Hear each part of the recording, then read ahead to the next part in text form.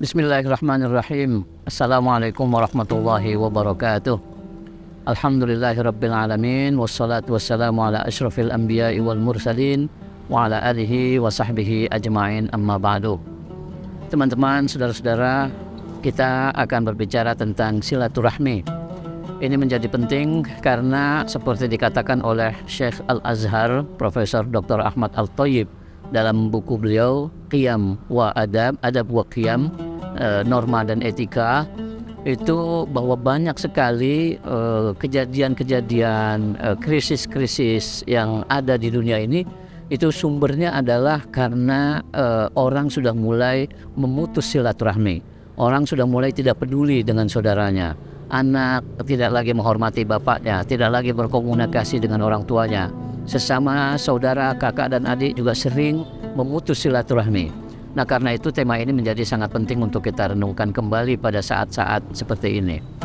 Allah Subhanahu wa Ta'ala menyebutkan ketika menciptakan makhluk baru itu, Allah bertanya kepada Rahim. Rahim itu makhluk juga. Wahai Rahim, maukah kamu kalau ada orang yang memutus hubunganmu, aku putus mereka, dan kalau ada orang yang menyambung hubunganmu, juga aku sambung mereka? Rahim mengatakan ya. Nah, ini ada artinya adalah janji antara Allah dan Rahim, bahwa ketika ada orang yang memutus silaturahmi atau hubungan kekerabatan, maka Allah pun akan memutus hubungannya dengan orang itu.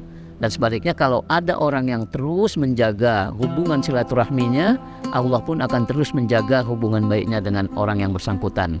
Itu pentingnya mengapa kita perlu menjaga silaturahmi, karena Allah sendiri sudah berjanji kepada apa yang namanya Rahim tadi itu untuk menyambung orang yang menyambungnya dan memutus orang yang memutusnya.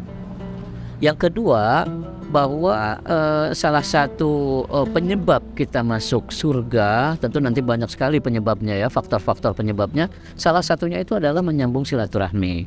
Salah seorang sahabat dulu pernah bertanya kepada Rasulullah SAW, wahai Rasul, tunjukkanlah kepadaku perbuatan apa yang kiranya kalau aku lakukan dapat membuat aku masuk surga.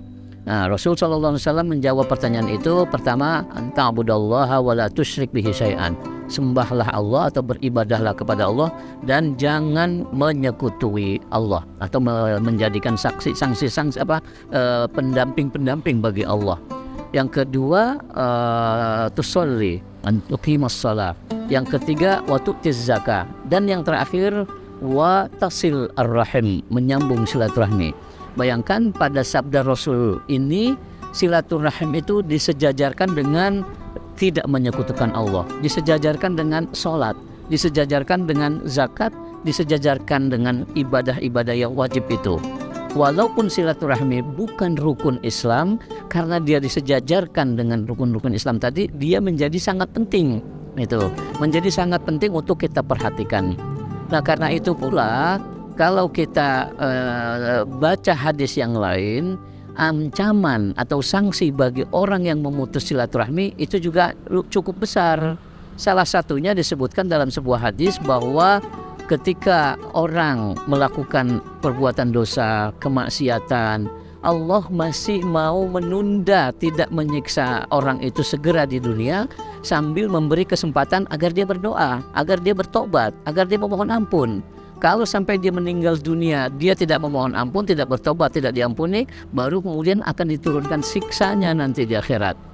Nah, tetapi khusus untuk dosa silaturahmi, memutus silaturahmi, Allah akan membalas sanksinya orang yang melakukannya itu ya, memutuskan silaturahmi di dunia sebelum nanti Allah membalasnya di akhirat. Karena itu juga dalam hadis yang lain disebutkan Rasulullah SAW bersabda, la yadkhulul jannata qati'ur rahim.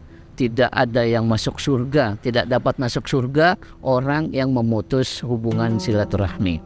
Jadi dari sisi ini, bahwa diposisikan sama dengan sholat, sama dengan zakat, sama dengan tidak menyekutukan Allah, itu artinya silaturahmi sangat penting.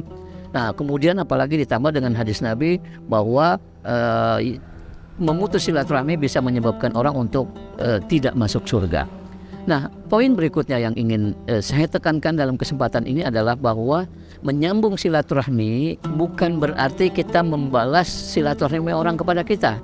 Orang berbuat baik kepada kita, kakak adik kita, paman-paman kita, itu semuanya menyambung silaturahmi kepada kita, lalu kita balas bersilaturahmi kepada mereka. Kalau itu yang kita lakukan, kata Rasul, itu namanya mukafi. Kita hanya sebatas membalas kebaikan mereka, membalas hubungan silaturahmi dari mereka. Kalau yang dimaksud dengan penyambung silaturahmi sebenarnya adalah kita mau melakukan menyambung silaturahmi terhadap orang-orang yang mungkin saja memutus hubungan dengan kita. Katakanlah saat ini ada kakak kita, adik kita jarang sekali komunikasi atau marah dengan kita karena satu dan lain sebab, tapi kita bermurah hati, kita yang kemudian memulai menyambung lagi silaturahmi yang terputus itu.